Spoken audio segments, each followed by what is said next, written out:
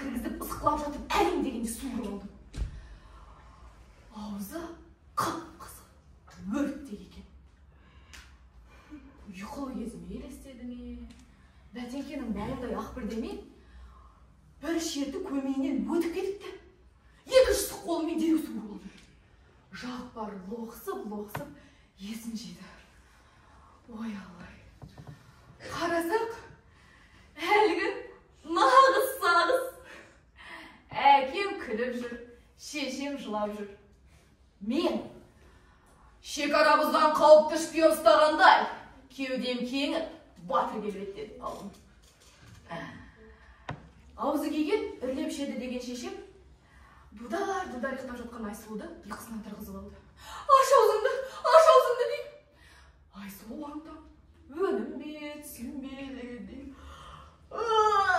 Деп есінеді. Есінегенде ауыз кең ашылады ғой. Ештеңе көрінмеді.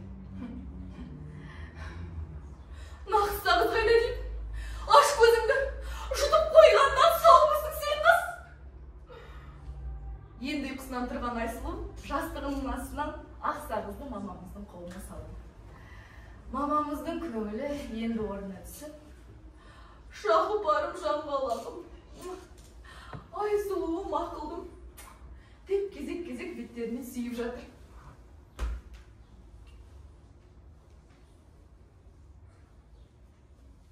Жауыз сағызды көмейден жұлып алған, менің бетімнен ешкім сүйген. Аспабай ата, нағыз сағыз бар ма? Нағыз сағыз дейсің? Саған?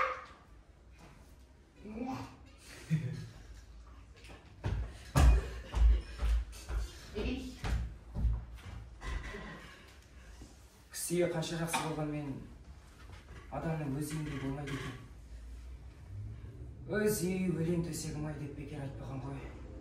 Шаңырақтың басқалығы көңілге көлеңкесін түретте тұрады. Оқудан қарнымыз ашып келеді әрине. Зәуре жеңешем Рамазан екеумізге намысып береді. Маған аздау оған көктөбет өсіп беретін тәрізді. Көше қиғанда Рамазанға шелектің түбінен алып қоюырақ, маған сұйығырақ құятын тәрізді. Осының бәрі дық болып ішіне жинала береді. Ақымақтық десеңші. Жарайды, солай ақ болсын. Мейірбан ана жүрегі іштен шыққан шұбар жыланына бұрып тұрсын. Бұл заңды емес пе? Өз баласына бүйірі бұрмайтын пенде бола ма? Бұл үшін ішіме арандық жинап бұртыюға қандай қақым бар? Соншама кінәмшіл болатындай мен немді өткізіп қойыппын.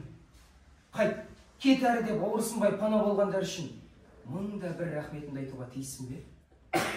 Бергендерін ішіп-жеп жарқылдап жүру парыз емес пе маған? Бұл ойдың бірде-бірі менің ақымақ басыма жоланады. Әлгіндей ұсақ түйекке кінәмші болуым сыздау шәсініп астына береді. Анда-санда Қостөбеге келгенде нағашымның жамандап сөйлейтін әдет таптым. Мені өз балаларымен тең көрмейді. Алалап қарайды, тағысын тағы. Жаман иттің басын алтын табаққа салсам, шошып түсет секілді. Менің бұным нағыз есір екен. Сарбастауда күнім ұмыт болды.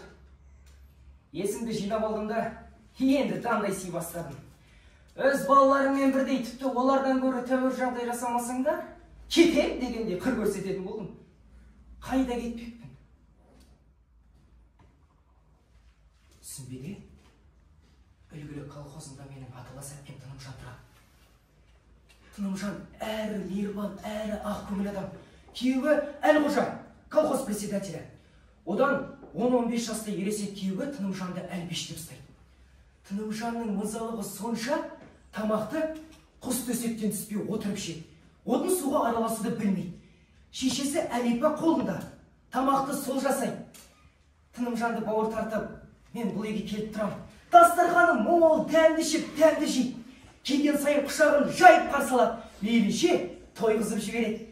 Басқа сыйдың маған керегі жоқ. Нағашымның үйіне кетсем, осы Тынымжанның үйінде тұрсам деп арман етем. Бірақ жейден жеп кете салу ыңғайсыз. Сылтау керек. Бір сылтау табылса. Turбек! Turбек! Прям не вы. Бастаяқ түгіл ренжімеш. Кету керек.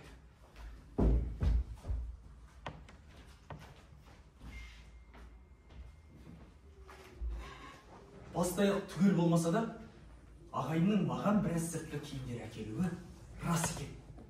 Тері жағалы қыстық бобрик пальто, қалошымен жаңа сүрпілім әкелген, жөні сабалақтау малақай алып келген. Жазда киімінің бар жоғы онша білінбей, жалаң аяқ жалаң бас шапқылап жүре бересің. Киімі жоқ адамның қор болып тәтетіні қысты күні. Ағайым маған киім сатып аларда көптен көп осыны ойлаған. Өмірі киім киіп жармаған, базар киімін иығына дәліп көрмеген мен байқұста қуанғаннан ес қалмады. Пальтоны да, малақайды да, пиманы да киіп алып, бұлай жүріп қарай. Жаңа киімнің аты жаңа киім. Үстіме қонымы да, денеме сезінуі де мүлде бөлек. Айнаға қарап, өзімді өзім танымай қалғандай болам. Ағаш адам көркі шүмірек, ағаш көркі жапырақ деп бекер айтылмаған. Күндегі жарбиға жаман емес, сүп-сүйкімді әп-әдемі болып келген. Шіркін, дәл қазір далада қыс болса деп тілейм. Қар борап, аяз шатынап тұрса, мына киімдерімді түгел киіп алып, аяғымды шірет басып көшеге шыққан болар едім. Жұртқа көрсетіп мақтанар едім. Жер қарай, күн жылы ес. Бұл киімдермен қазір көшеге шықсам, мақтаншақтың өзі болып қалам. Үстім көбісіп терлеп барам.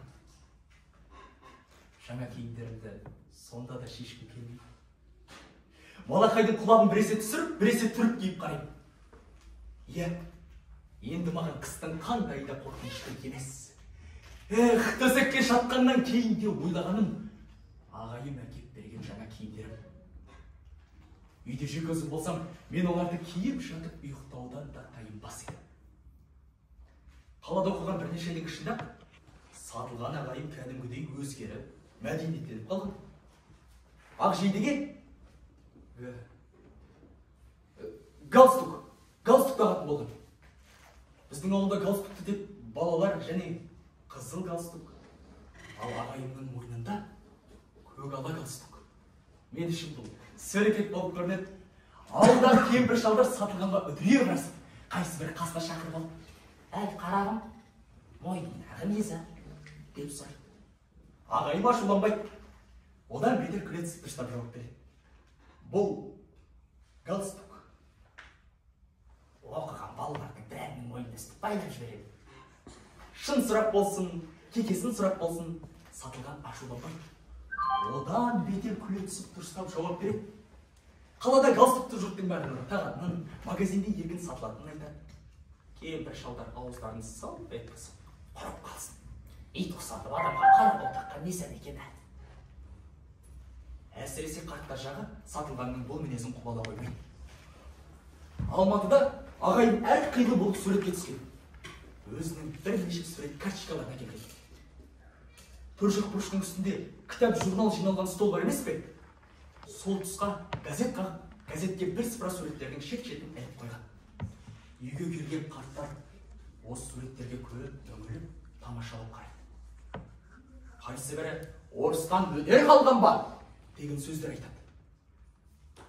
Мен әлі күнге суретке түсіп көрген емеспін. Колхоздарда сурет тарататын адам жоқ. Суретке түсу, қағаз бетінде түр-түсін қандай болып шығатынын көру, ол менің аңсаулы арманымның біреуі.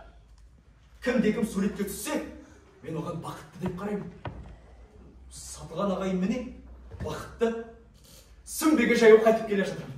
Ағайым әкеп берген жаңа киімдерімді түгел орап көтеріп алдым. Аға жеңгем, қазір кимейсің, тастап кет. Сонан қатынаған адамнан беріп жібереміз, деп еді. Көнбе, өлгенде көрген киімдерімді көзімнен таса кетіп шыдай алатын емеспін. Нағашыларыма көрсетіп мақтанғанша және сықтым. Күн бүгін жылы, жарқырап тұр. Айдала қара жолдың үсті. Не алдымда, Не артымда менен басқа қыбыр еткен пенде жоқ. Мынау елсіз далада жаңа киімдерімді тағы да киіп алам. Тағы да қақаған қыз болып тұрмағанына өкінемін. Екі қолымды қалтама салып, бәрі жүріп тұрам. Содан соң жүремін. Құдайдан қыстың тез түсуін тілеймін. Мәссаған. Жаңа бәдің келіңізі жолға мөр басқандай болып түседі. Мен оған өміріп тамашалап қараймын. Бір кездері Жанбосының табанында бұжыр табан бәтіңкесінің ізіне сонша қызығатын едім. Мен үшін ол қол жетпес арман еді. Сөйтсем, арманы қалай орындалғанын ағам білмейді қалады екен ғой. Ағасы бардың жағасы бар деген сөз расау. Мен осы жолы сатылған ағайыма шексіз разым. Өмір бойы осындай дәрменсіз халде тұрып қалмайтын шығармын. Мен де өсіп ер жетермін, мал табармын. Сонда ағайымның осы жақсылығын 10 есе, жоқ 100 есе қайтармасам, ит болайын.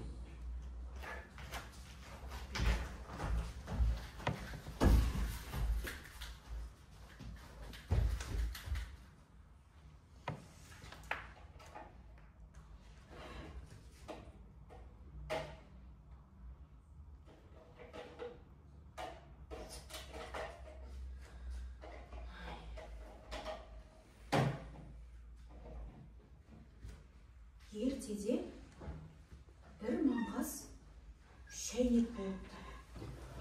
Ол фарфордан жасалғанын және ұсын мойнымен сәнді тұтқасын айтып, ылғида мақтанатын. Алайда қақпағы шытынап жеңбегені туралы шуған аузын ашпайтын. Енді өз кемшіліктерін қазбалағанды кім атады? Оның есесіне жақсы қасиеттері көп емес пе? Бүкіл шай жасауы, шынаяқтар, қаймақ құятын, шекер салатын қыздар оның сәнді тұтқасымен тамаша мойны туралы айтудың орнына кемшіліктерін көбірек еске салатын. Оны шәйнекте білетін. Білемін мен оларды дейтін ол ішінен. Өз кемшілігімді білемін. Және мойындаймын да. Бұл менің көңіштігім мен байсалдығымды көрсетпей ме, Кемшілік бар жерде артықшылық та бар. Мысалы, шынаяқтың құлағы, қан салғыштың қақпағы бар. Ал менде оның екеуі де, оған қоса оларда ешқашан болмайтын ойында бар. Соның арқасында мен бүкіл шай дастарханының патшасымын. Мен ғана созған адамзатқа жан рахатын сыйлап, шөлін қандырамын. Менің арқамда қайнаған дәмсіз су Қытайдың иісі бұрқыраған сусынына айналады. Мұнысы жас шағында шәйнек тап болса ойлайды. Бір күні үстелде тұрған кенет біреудің нәзік қолы шәйнектен шай құя бастады. Ой, шай құюшы емсіз болып шықты. Шәйнек оның қолынан сырғып түсті. Мойында тұтқа да бұрын болмағандай шонтиды да қалды. Қақпағы туралы айтудың өз артық. Ол жайлы аз әңгімеленген жоқ. Шәйнек еденде жансыз жатты. Еденде ыстық су жайылды. Бұл оған ауыр соққы болды. Әлде біреудің епсіз қолына емес, мұны келемеждеп күлгені одан да ауыр тиді.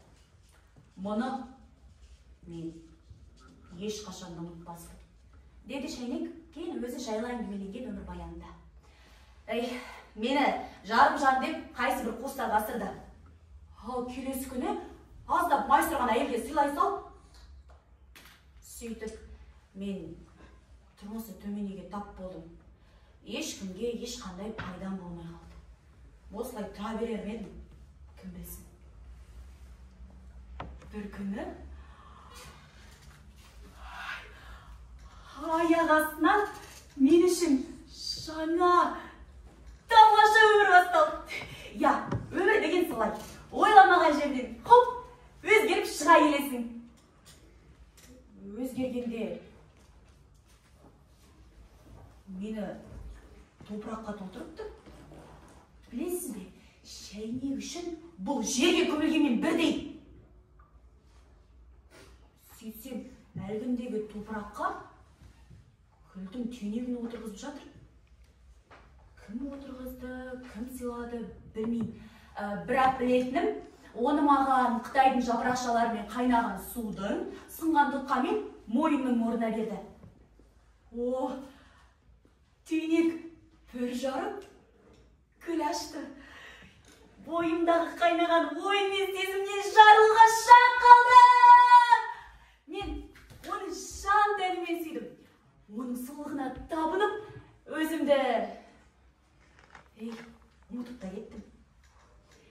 Басқалардың бақыты үшін өзіңді ұмыту ерекше сезім емес пе?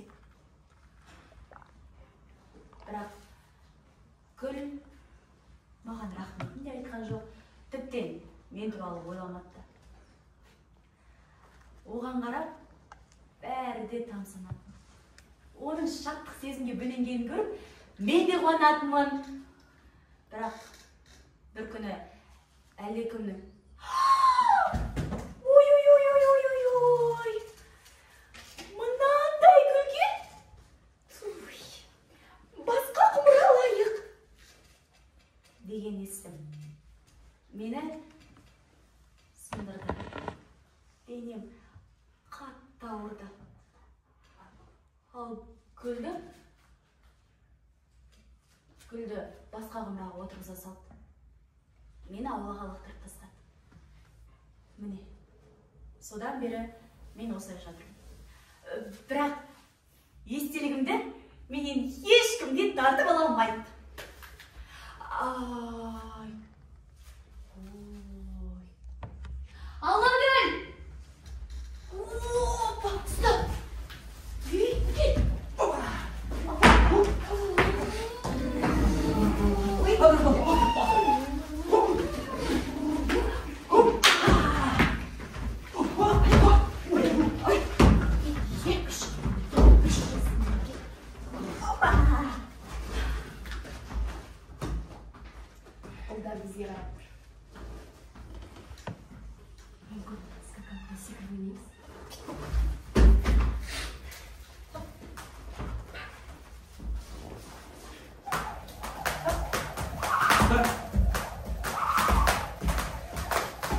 Алмагүл! Ал!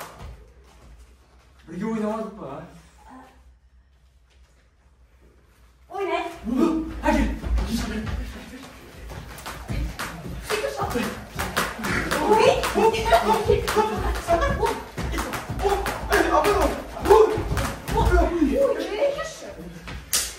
Жарысып ойнамадық па? Ойнай! Абдрахман, сен жанармен жарысасың. Ал мен екеуміз салайықшы. Салай, кел кетік. Бір, екі, үш, төрт, бес, алты,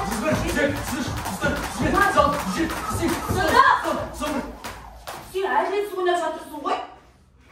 Жеңілдіңдер онда. Ей, өзіміз секіреміз әкел.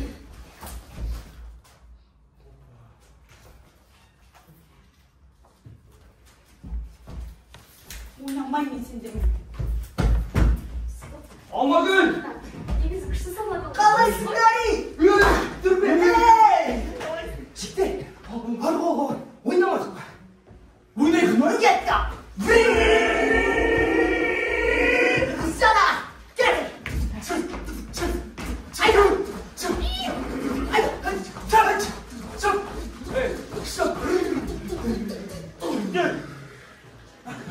Жасырма ойнамадық па?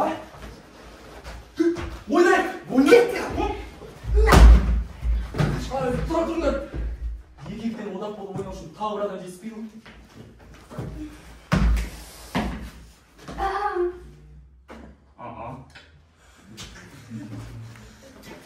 Жасырынба ойнауда Әбдірахман шығарды. Тұрбек оны дереу қостады. Сыдық та қарсы болған жоқ. Бірақ екеуден одақтасым үшін және бір адам керек. Ей, Мансұр шақырмадық па? Мансұр шақырайық. Шақыр болатын ешкім көрінбес пе екен деп, үш бала төңірекке көз салып тұрды. Онда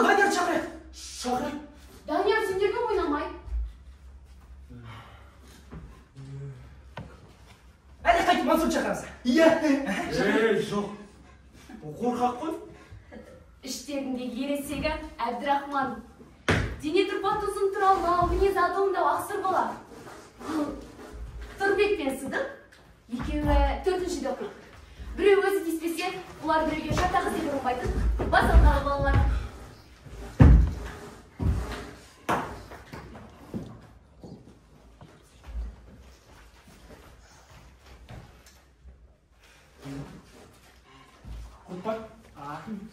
Ей, жігіттер!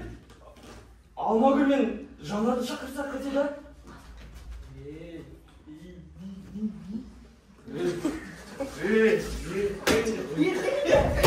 Құрсын олар. Шатақ шығарады. Неме топталып тұрсыңдар, а? Тараңдар!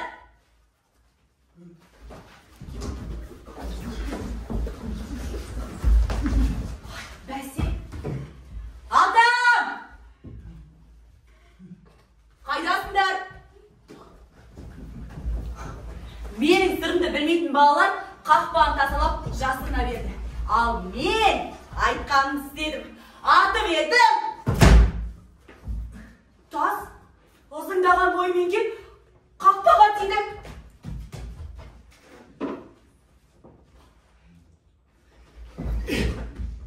Үйден Тұрбектің бірінші сыныпта оқитын қарындасын басып шықты. Екі иығында желбір бар, көк шұбар көйлек киген топ-толық қара домалақ қыз. Көзі шешесіне тартқан шегіргел. Ей, жігіттер, Назым бар ғой. Назым! Назым одан кетіп алсақ қайтеді? Мұны қойшы. Шақырдыңдар ма? Ой! Назым, бізде бірге жасырма көнесің. Ойлай! Ай!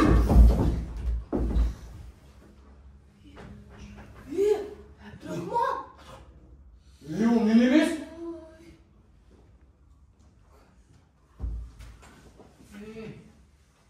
Алмагүл? Ей, Алмагүл! Неге бұлқын қараңызсың не, а? Ей, бір ақтақтайын ба? Бір ақтақ кетіп қалды.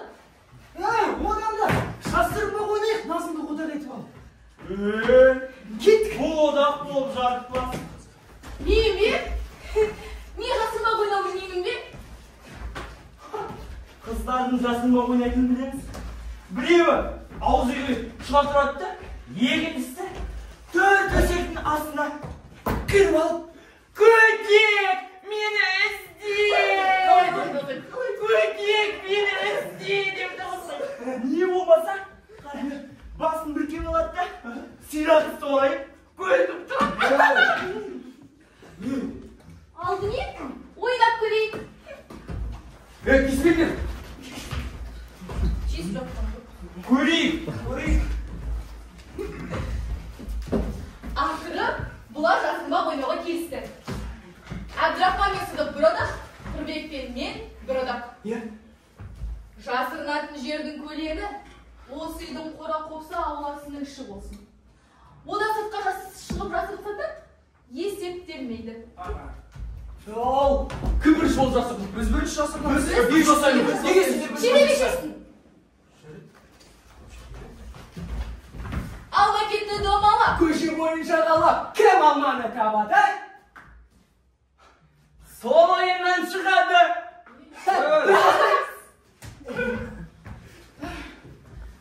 Бір, Екі, үш. Бір, екі, үш, төрт, бес, алты, жеті, сегіз, тоғыз, он. сен бақтың бар, мен құраның бар. Көрдік ме? Көрдік ме?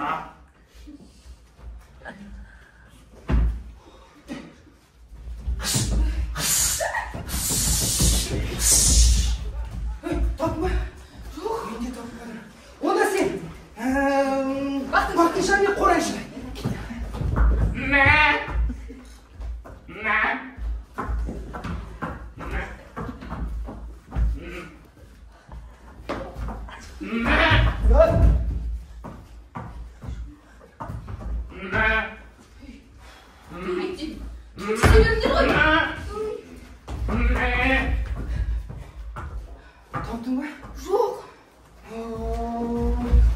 ар жағына бар, мен бұл жағына бар.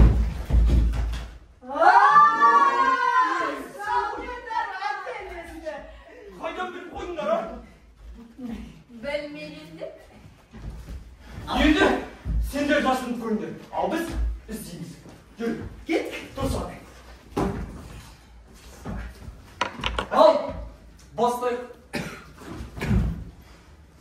Бір-екі үштеп бастадым, жасырынсаң қашпадым. Алаң бақпен шарбақты, қарап шығам жалбақты. Тығылмасаң зып етіп, ұстаймын ғой жылт етіп.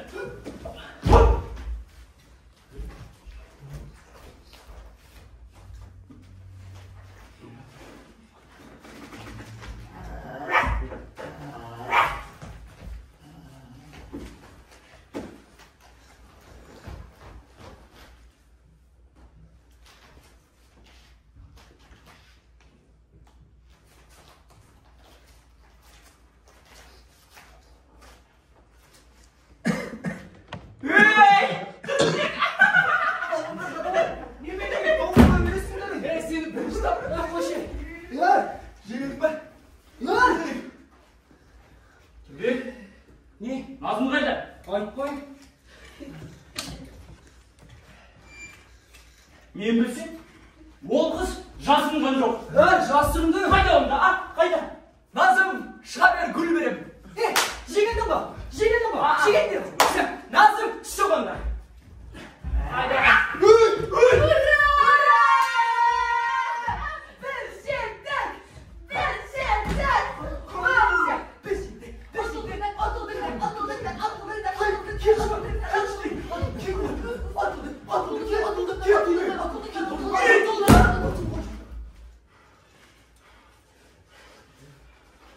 Мен енді ойнамайым. Жетек. Ойнамайын қой. Біз ойнамайын. Мен де. Аға!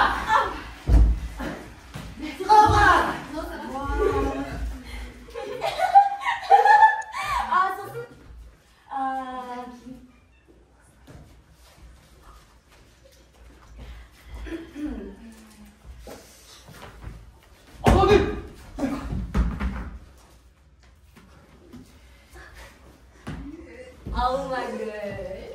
Әбдірахма. Алма гүл. Білесің, содан кейін сол күннен бастап Чиполлино шебер жүзінің шеберханасында жұмыс істей бастады. Және етікшілік өнердің біраз қырсығын үйреніп те алды. Тарамысқа балауыз жақты, ұлдан қақты, етік мәледі. Заказ берушінің аяғының өлшемін алды. Сөйтіп жүріп, әзіл жұмын қойған жоқ.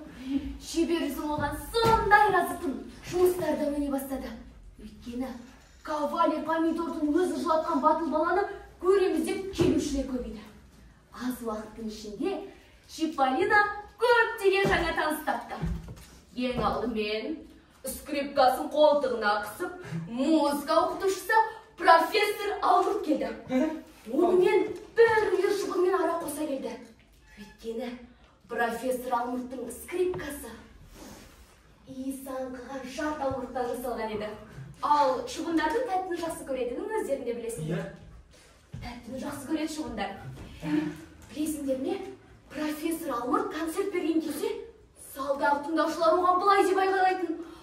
Ананы қараңыз, профессор, сіздің ұсқыңызда үлкен бір шыбын отыр. Қате ойнап тұрғаныңыз сондықтан. Мұны естіген профессор ойнауын қоя қойып шыбынның соңынан тұра қуатын. Және қақ түсірмей тоқтамайды. Ал кейде профессордың скрипкасына құрт кіріп кетіп, ирелең бұралан іс салып тез тастайтын. Соның салдарынан аспаптың сапасы тез кемиді. Ал күйін бұзбай дұрыстап тарту үшін профессорға жаңа скрипка алуға тура келеді. Ал профессор Алмұрттан соң көк жуа Пори келеді. Оның маңдайда түсіп тұрған жалбыр кекілі, ұзын мұрты бар. Әй, бар бәлі осы мұрттың кесірінен деп көк жуа Пори Чиполлиноға мұңы жаға бастайды. Әйелім шомылдырған кезде мені балконға отырғызады да, екі мұртымнан шегеге байлап, көйлек-көлшек, жейде шұлығын жаяды. Ой, сол кірдің бәрі кепкенше күнге қақталып отырған. Қараш, мұртындағы зерін. Расында да, көкшуа Поридің мұртында қырқыстырғыштардан қалған іздер бар еді. Ал бір күні көкшуа Пориден кейін шеберханаға қырғаяқтар семьясы келеді. Әкесі қырғаяқ және қырықтабан деген екі баласын ертіп алыпты. Балалар тыным тауып тұра алсашы, балаларыңыз үнемі осындай мазасыз ба? Деп сұрады Чиполлино. О, не дегеніңіз? Қазір қайда бұлардың тұншығы ғой. Ай, әйелім шомылдырған кесе көрсеңіз, ол алдыңғы аяқтарын жуғанда, бұлардың артқы аяқтары қап-қара. Артқы аяқтарын жуып болғанда, алдыңғылары былғанады. Ой, солай әуре болып жүргені. Әр шомылдырғанында бір жәшік самыр шығындайды. Ай, қырғаяқ байғұстарды күні күн емес қой. Шебер жүзім желкесін қасып, сонымен балалардың аяқтарының өлшемін аламыз ба? Деп сұрады. О, не дегеніңіз? Тәңір жарылқақыр. Соншама кемістік тұруге менің шамам қайсы? 40 бар бәтеңкенің құнын өтеу үшін өмір бойы жұмыс істеуім керек қой. Жоқ. Оныңыз рас, әрі мен шеберханамда соншама ылғары да жоқ. Деп дереу келісті шебер жүзім. Дегенмен, балалардың қай аяқ киімдері тез тосып кетті екен. Ең болмаса бірнеше парын ауыстырайық. Шебер жүзім мен Чиполлино балалардың аяқтарының нәлдері мен табанын алып жатқан кезде қырғаяқ пен қырықтабан сабыр сақтап тұруға күш салып бақты. Бірақ бәрі бір шамалары келмеді. Я, деді етікші, мына балақайдың алдыңғы екі пар бәтеңкесімен 37-ші парын ауыстыру керек. Жоқ, 37-ші пар әзірге жарайды. Нәл қақсаңыз да жетер. Жарайды. Ал мына екінші балақайдың 10 жағындағы 10 бәтеңкесін қатардан ауыстыру керек. Аяқтарында екеумендер деп бұларға қанша мерет айттым. Тұра шауып, секеңдеп, бір аяқтарымен билеп тыным таппайды. Енді не болды? Сол жақтағыларынан 10 жақтағы бәтеңкелері тез тосып кетті. Қырғаяқ байғұстарды күні күн емес қой. Шебер жүзім қолын бір сілтеді де, әй қойшы, барлық балалар бірдей. Мәселе аяғының екеу не болмаса 40 қолында емес, бір аяғының өзімен ақ 1000 пар бәтеңкені ауыстыруға болады.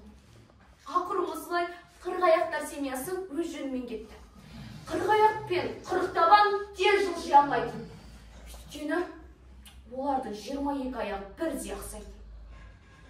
Достар, неге тыңдамайсыңдар? Бәріміз бірге жасырма ғой. Жасырма ғой. Мен жасырмам. Кім жасырды? Кім іздейді? Жабаңыз десін. Жабағыз десін.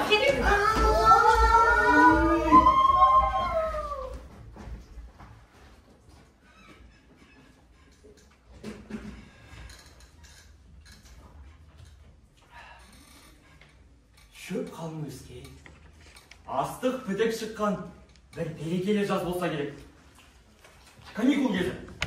Ауыл етегіндегі сазғаштың жабақ бір топ балалармен жасырма ойнапты. Ар ойнап, бер ойнап жабақ шашын. Ал басқаларының ойыны қанар емес. Тіпті қона жата ойнайтын да түрлері бар. Жасырынамын деп, жасырынған жерінде ұйықтап қалып, екі ортада далада қалармын. Іздейтін кезегім келгенде, бір айла жасайын да, үйге кетейін, деп ойлады жабақ. Содан, күткен сәті жеткенде, жабақ: «Ей, сендер мұқтап жасырыңдар, мен таба алмайтындай болайын. Егер тауып алсам, бастарынан мәтек аламын. Ал таба алмасам, сендер менің басымнан мәтек аласыңдар. Келістік пе?» дейді көзі күлімдеп. «Келістік, бірақ біз мұқтап жасырғанымыз үшін сен ең құрғанда 30-ға дейін санайсың. Жарай ма?» «Ей, тіпті 50-ге дейін санайын. Егер тауып алсам, уәде жаңағы мәтек. Бірақ сен тез санама, жайлап сана. Бір деп, бірден аласың. Екі деп, екіден аласың». «Жақсы, келістік». Жабақ бетіне тақиясын киіп, талға сүйенетті. «Бір!» деп қояды. Сәлем соң. «Екі!» деп қояды.